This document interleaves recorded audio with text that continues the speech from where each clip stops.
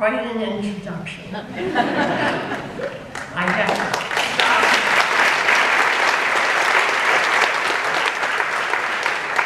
I think I'm going to have to talk off the cuff. My introduction took most of my speech. Well, and I came here to talk about my experience in the Rockland High School almost 100 years ago.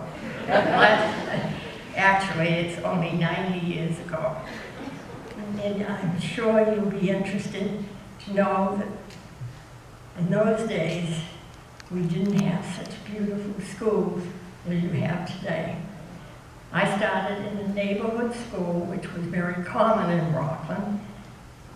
They were scattered throughout the town so that we could go and walk to our school. The Webster Street School, obviously on Webster Street.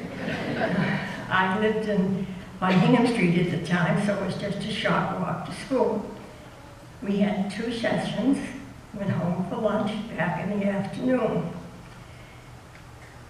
The schoolhouse had just 2 stories. Grades 1, 2, and 3 were on the first floor. Grades 4, 5, and 6 upstairs. And 1 teacher would simultaneously teach all 3 grades. We didn't have preschool, we didn't have play dates, we didn't have kindergarten back then. So the teacher had to really start from scratch. And I remember her name was Miss Murdoch, and she just made school so much fun. And the learning under her tutelage was just fun going to school. She made, for example, she would choose a word, and I'm going to use choices, for example. And she would make a game of it. We'd say, there are good choices, bad choices, and we really had to be responsible for whatever choice we made. So, but if we had free time at the end of the school session, she would just make a game and say, what if you made this choice, or whatever choice? Now, this will be hard to believe as well, but in 1930, Rockland boasted that all schools would have electric lights by September 1st. Unfortunately, not all schools had indoor plumbing. We would start, I know that seems incredible, but it's the truth. Each day, every day that I was in school, we'd start with the same routine. I'm not sure you do it today, but we'd start by sitting quietly with our hands folded on the desk, and the teacher would read from the Bible, followed by the Lord's Prayer. Then we'd stand and salute the flag and sing America. And I remember the teacher saying, if you have routine in your life, it'll make your life so much easier, and it will give you an anchor, it'll give you a sense of being with a good routine.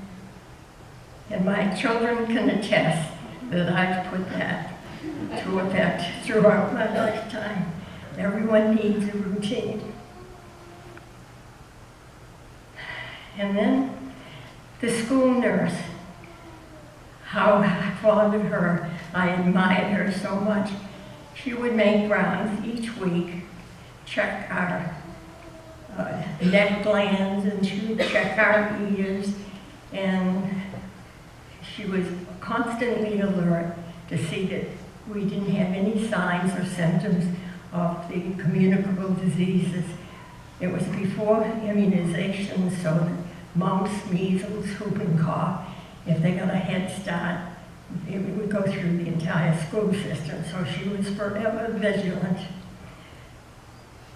I really thought I wanted to be a nurse, but having met Miss Considine, our school nurse, I was sure that I was going to follow in her footsteps. She encouraged me, shared some of her medical books with me, and told me to go for it, if that's what you want to do. So the decision came, I think, in about 1938, at the end of my junior high year. We had to make a decision what courses we'd be taking in our senior years. And my dream of becoming a nurse faded away because we had already survived 12, 14 years of the Depression, and there just wasn't money available. The Depression made our family stronger, but not richer. So it was difficult to decide whether or not I would give up my dream and take a business course, which seemed practical, or take the college course, which was required to go to school of nursing. I weighed my choices back and forth, but I just couldn't make a decision. So I decided I should go and talk to the principal. His name was Mr. Froberger, and he listened and he understood my problem. And he said, let me think for a moment, there has to be a way. You don't want to give up your dream. And then he said, why not take the college course? Because you never know, things could change over the next 4 years. He was so right. In 1939, when I entered high school, Great Britain and France declared war on Germany. And just 11 months later, in December, Japan bombed Pearl Harbor. And our graduation was a very somber affair. The world at war, the uncertainty and the turmoil was unbelievable. But over the summer, I was able to work at a defense plant which was actually seeking employees, and I was able to meet the tuition cost at the end of 6 months. So on February of 1943, I left Rockland not knowing that I would never return and live in Rockland again. But my roots are here, and every important event that happened in my life, I came back to get married in Rockland.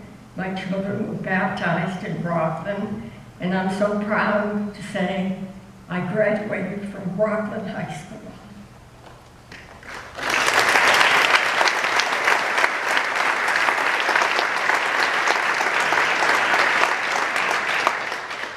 So I'd like to take this opportunity to thank all of the teachers over the 12 years, but especially Miss Murdoch, and especially Miss Constantine, the school nurse that gave me the encouragement to attend nursing school.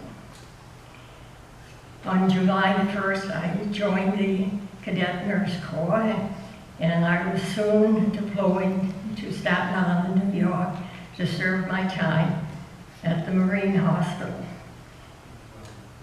At the end of the war, the cadet nurses were no longer required, so I continued in nursing, basically with the public health service for 15 years. Then I married, had my family who are here with me tonight that I'm so very proud of. My daughter Susan, my son Mark, and their beautiful granddaughters as a result of their happy marriage. So I would like to just leave one thought tonight to the young people who are coming along through the school system.